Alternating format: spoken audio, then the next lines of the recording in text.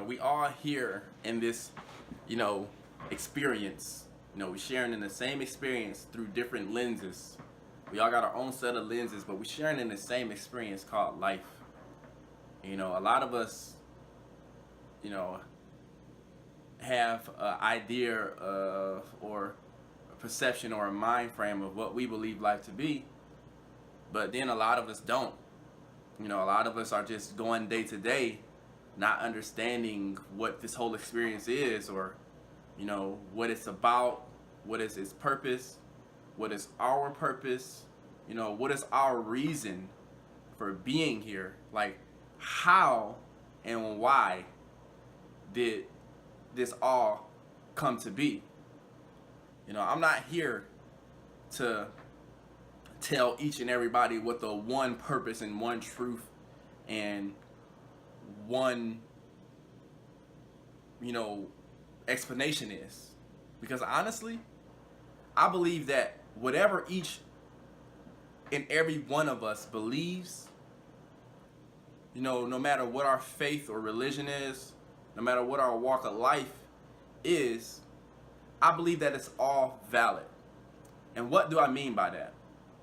I believe that whatever the truth is, it's inclusive of all things that exist, that are actually happening, that the different stances and mind frames that we take, the different faiths and religions in the world.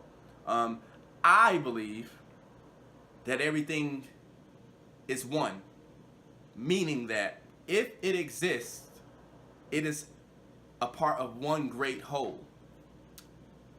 And I'm not encouraging everybody to believe that. I just want to give my belief before I get into this video. So this video is, what is life? And this, of course, is coming from my perspective. And the first thing I believe, one of the biggest things I believe life is about, I believe life is a journey. I believe that it's a journey, like that, as we come into this world and we spend time in this world, it's meant for us to evolve over time. Otherwise, I believe that if it wasn't a journey, then we come here, we live, and then we die, and then it ends there, and it's all for nothing. If this part of our existence is not a journey, then there's no greater cause beyond this life for us existing. It's all vanity. So number one, I believe that life is a journey. And we see that through life, everything has a cause and effect. And through the many different philosophies, religions, faith, practices of the world, this holds to be a universal principle that when we do something, it creates something. Or when something happens, it causes something else. Or we reap what we sow. And I believe that it's about cause and effect. And because life, a big part of life is cause and effect, it's almost as if we're put here to create, to provoke into being, to bring something that is not in existence into existence. Now, this can either be in a negative fashion or it could be in a positive fashion. But no matter what, we are creators, whether we realize it or not. Each and every day we create.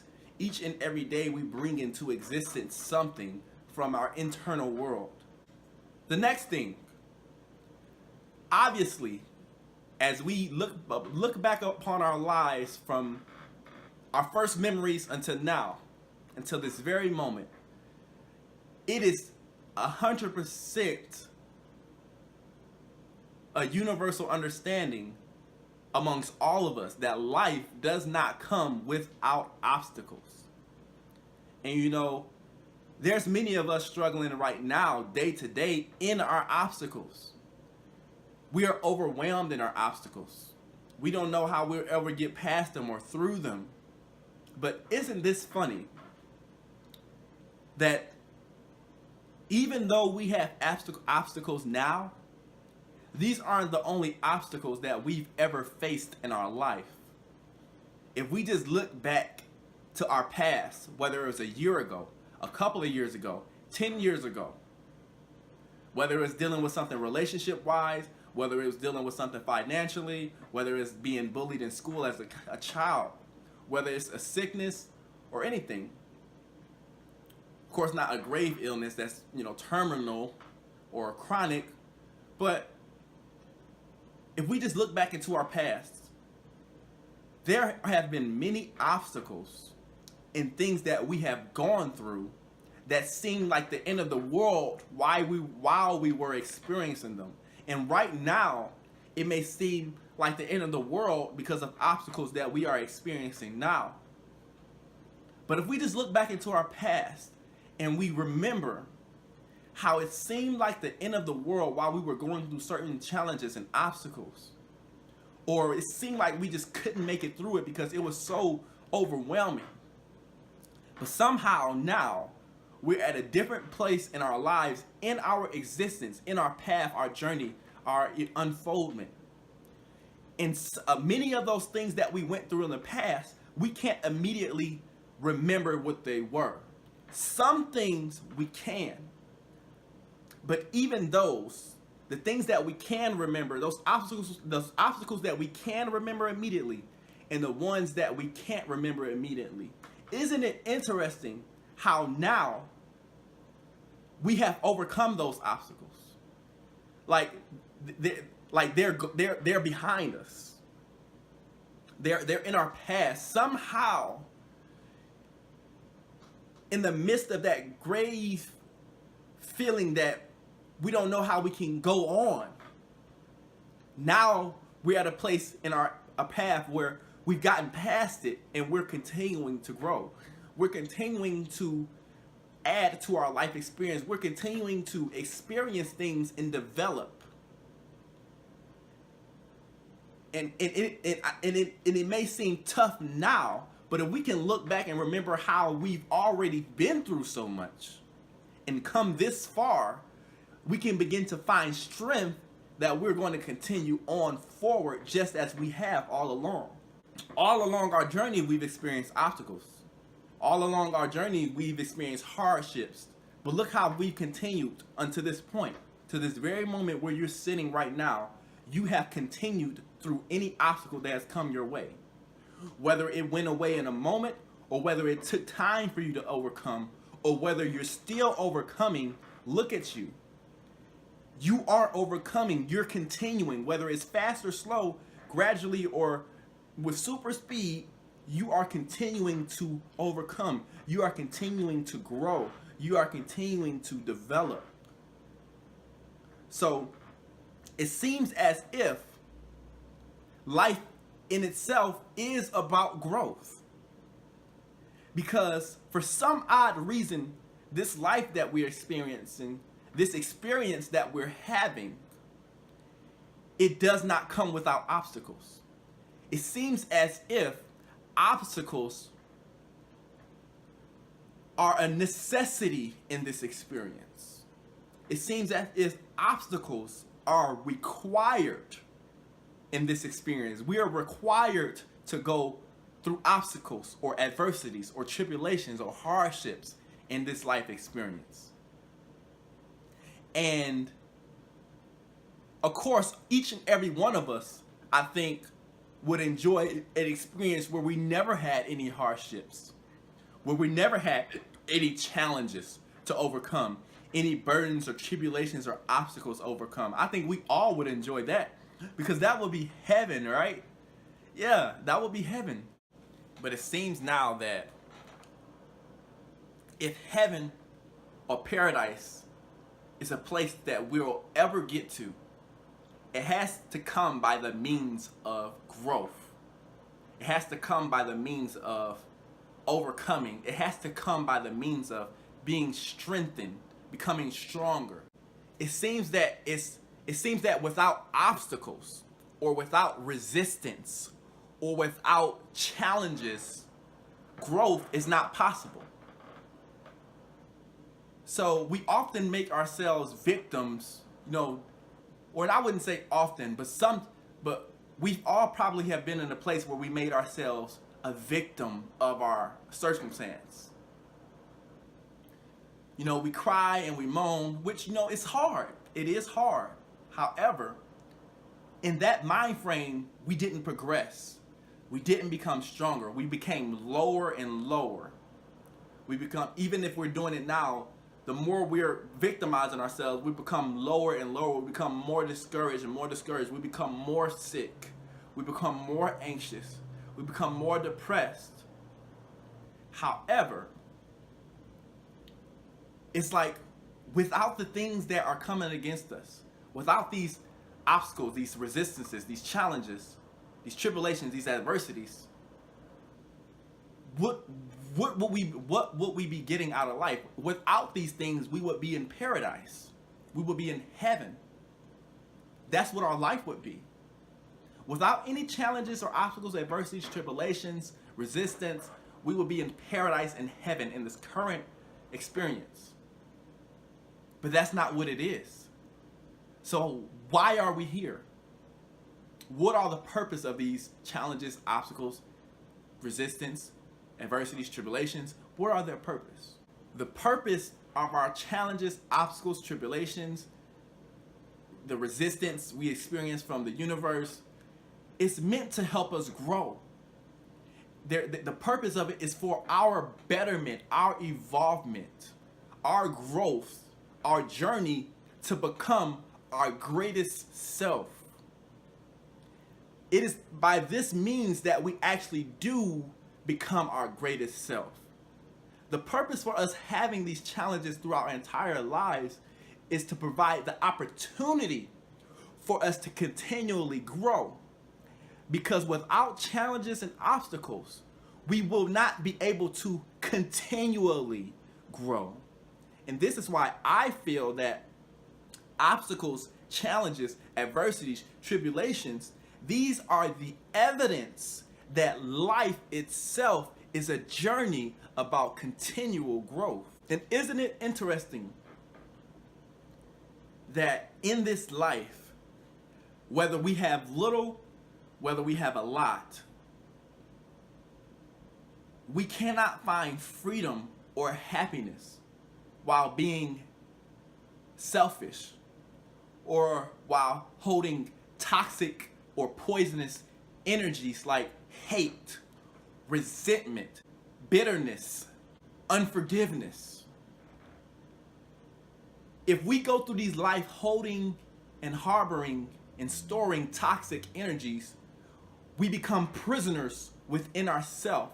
We become prisoners to a dark reality. Holding these toxic energies causes our reality to be less bright, less healing, less enjoyable, less full of life, but it becomes more full of death, more full of depression, more full of misery. So things like hate, racism, things like bitterness, things like unforgiveness, things like selfishness, these are things that divide us from others. These are things that divide us from the oneness of creation. These are different pathways that all lead to misery. And I think this is evidence and proof that everything in creation is one. I exist, you exist, they exist, trees exist, air exists. A person who has a different skin tone than ours exists. A person who has a different faith or religion or philosophy than ours, they exist. I believe that everything that is in existence is one. And it's interesting that the things that cause us to divide ourselves are things that create life, or should I say death. They create realities of darkness. They create realities of misery. They create realities of internal and external burdens. They create realities of disharmony and opposition amongst us. However, love is the only means by which we come together. Love is the means by which all of creation is held into oneness. If I love someone, or if I love all of creation, no matter where I differ with someone, I accept them and I adore them and appreciate them. See, even if we differ, love keeps everything together. And our differences, I believe, are not for us or a purpose for us to divide ourselves or to be against one another. Because for us to be against one another is for us to be against ourselves. Because if we exist and they exist and everything exists, for whatever we are against, we are against ourselves. We are against our own purpose, our own body of existence, because existence is one, and everything a part of it is just a distinct part of one existence. The animals, the humans, the sky, the clouds, the trees, the water, the air, the light, the darkness, it's all a part of one existence. Just as if we look at a family, there's a father, there's a mother, there's a daughter, there's a brother, there's a sister, there's grandparents. They are different parts of the family, but it's one family. And I believe that's what existence is, where it's one. And I believe that the distinctions between different parts of existence, or the distinctions between different humans like skin color or faiths or religions or philosophies, it's not meant for us to war with ourselves. But our differences are a part of the beauty of creation, because we're just distinct parts of creation. They paint the different dynamics of one greater whole. So if I'm brown and someone else is tan, or someone else is green or blue, or if I have this belief and someone else has that belief, we're just a different dynamic of one greater whole. And that just shows you that creation itself is dynamic. Creation itself is ever changing. It's beautiful. It's not just one thing. It has so many different dynamics and beautiful aspects to it. And that's what our differences are. But love is the only means by which the world can be healed. Love, at the end of the day, no matter who we are, no matter what we've done in this life, no matter what our beliefs are, each and every person on this earth just wants to be loved. Many things we seek in life do not fulfill that which we have inside. We may have voids inside, and we think that something tangible or physical can fill that void. But once we obtain it, we're like, wow, I'm still empty there. And this could be money, this could be cars, this can be a spouse, this can be anything. But there is only one thing that provides the ultimate fulfillment within ourselves, and that's love. Love. Love. Love is the means by which everything is healed, restored. Love is the means by which everything in creation is held together. Love itself is the oneness of creation. It's the energy force that keeps the oneness of creation intact. Love is the energy force that maintains the integrity of the oneness of creation. We are all beautiful. We are all beautiful dynamics or different parts of one greater whole. And the closer that we individually, as human beings and as a whole race of people, come to realizing this, the closer we individually will come to evolving into our greater selves, into our greater purpose, and the closer we as a race of people, a race of beings, will come to evolving into our greater selves and into our greater purpose. So you can look at creation as a journey of growth. A big part of life is manifesting things from our thought world into the physical world. It's like some people say, I believe in science, right? Or some people say, I believe in faith, right? But in a sense, we all have things that we believe that shape our life. So no matter if we're scientific, we have faith, religion, or certain philosophy, we all have some sort of faith. And faith is a belief in something that it's like a foundation from which we shape our lives, our realities. So a big part of life, as I touched in earlier, was, creating. We're all creators in a sense. And no matter what, and it's what we believe that shapes our lives. It's what we believe that is the foundation to our life experience. So whether negative or positive, we are responsible for our life experience and how we evolve and grow in our life experience. So if we are responsible for that, we have to vigilantly hold ourselves accountable to what we allow our daily thoughts to be, because our mind is our life. And if we're a negative minded person, if we're toxic minded, if we're cynical, negative, everything is failure, everything is horrible, that's what our reality will be. That's what our physical reality will be. And people who are like this, they get sick more often. They tend to be very miserable. So once we understand that our mind is our life and everything that we think becomes our life, we can better take control of our destiny. We can better take control of our life existence, our life experience. We can better take control of our journey of growth and unfoldment. Our present right now is what our thoughts were in the past. And what our thoughts are now is what our future will become. Once we begin to figure this out, we begin to understand the formula of creating our life to be whatever we want it to be. So basically, what is life? Life is a journey of growth, and everything in creation is one.